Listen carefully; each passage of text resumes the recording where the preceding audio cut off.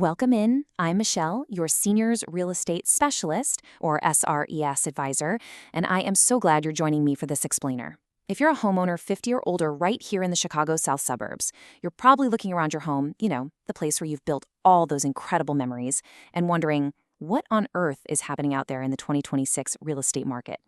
Whether you're thinking about downsizing, maybe moving closer to the grandkids, or you just want to keep an eye on your largest asset, we're going to walk through the local market together, step by step.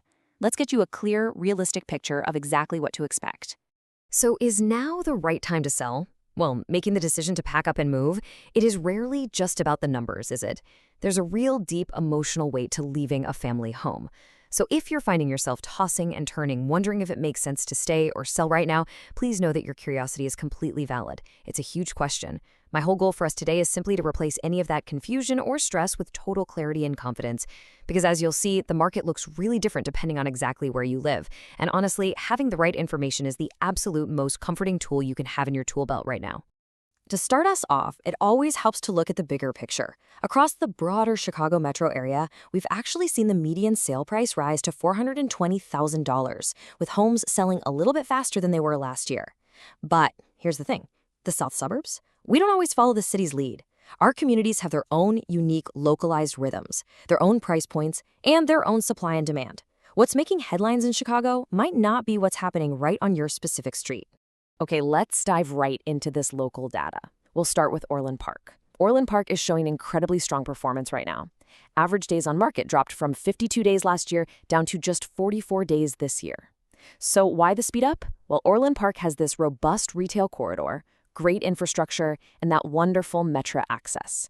It's pulling in buyers who really want that suburban convenience. And for sellers, that translates to steady demand, multiple offers, and faster sales for well-presented homes. Basically, if you live here, you're sitting in a very strong position. Now, shifting over to Flossmoor. Flossmoor tells a slightly different, but honestly equally interesting story. Homes here are taking a bit longer to sell, averaging right around 88 days on the market. But I want to reassure you right now, this does not mean the market is collapsing. Not at all. It simply means Flossmoor buyers are taking their time. They're choosing carefully. So the most successful sellers here are the ones who price their updated, well-maintained homes absolutely perfectly from day one. Thoughtful pricing and beautiful presentation are going to do way more heavy lifting here than just waiting around. Let's move over to Olympia Fields. This really builds on that idea of unique local markets. Olympia Fields is a prestigious, exclusive community. It's known for those larger lots and those beautiful, serene settings that so many of you cherish. But because there are fewer homes and, fewer sales in any given month, the overall data can jump around quite a bit. It's kind of like a giant puzzle. If you own a home here, understanding its value requires a super careful, highly customized look at your specific street. You just can't rely on broad headlines in Olympia Fields. A hyperlocal analysis is absolutely essential. Now, for those of you tuning in from Homewood, there's a really pleasant surprise in the data. Homewood is a market in transition, and it's moving in a fantastic direction for sellers. We're seeing homes sell significantly faster right now, dropping from 98 days last year down to 79 days this year. Plus, the price per square foot has actually bumped up about 8%. Since Homewood is such a beautiful, affordable entry point for buyers, the demand is incredibly strong. If you've been in your Homewood house for a long time, you might just find that your equity position is way higher than you realized. Okay, what about Tinley Park? Well, in Tinley Park, we're seeing a slight shift toward a more buyer-friendly window.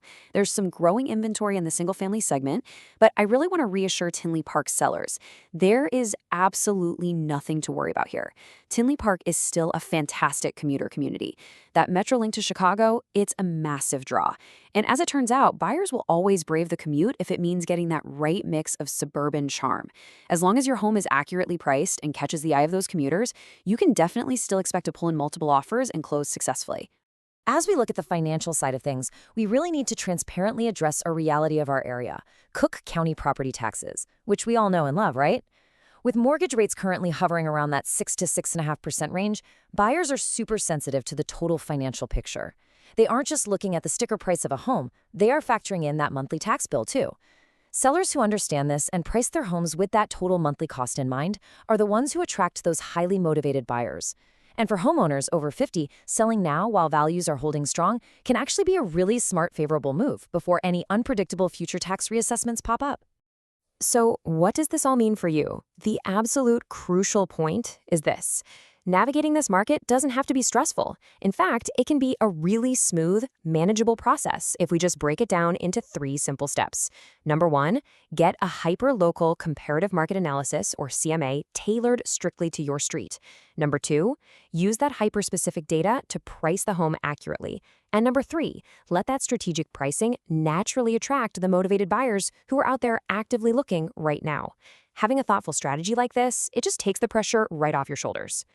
And remember, you don't have to figure all of this out on your own. I've actually put together a whole suite of free, pressure-free resources over on my website to help you plan your transition completely on your own schedule. You can request a complimentary hyperlocal CMA just to see what your specific home might sell for today. You can also explore our local market trends page, poke around the resource library, or download the Homeowner's 50+ guide. That guide explains exactly how I help sellers navigate this exact stage of life as an SRES advisor. It's all there for you whenever you're ready. Well, thank you so much for joining me for this explainer. Remember, this whole process, it is all about your next chapter, moving entirely on your timeline. There is absolutely no rush and there's zero pressure. Just support and guidance when you need it. I'm going to leave you with this one thought to chew on today. If you had a magic wand, what would your ideal, perfectly comfortable next chapter look like? I would truly love to hear your answer to that. Please feel free to reach out anytime for a friendly conversation, and let's explore your options together. Take care.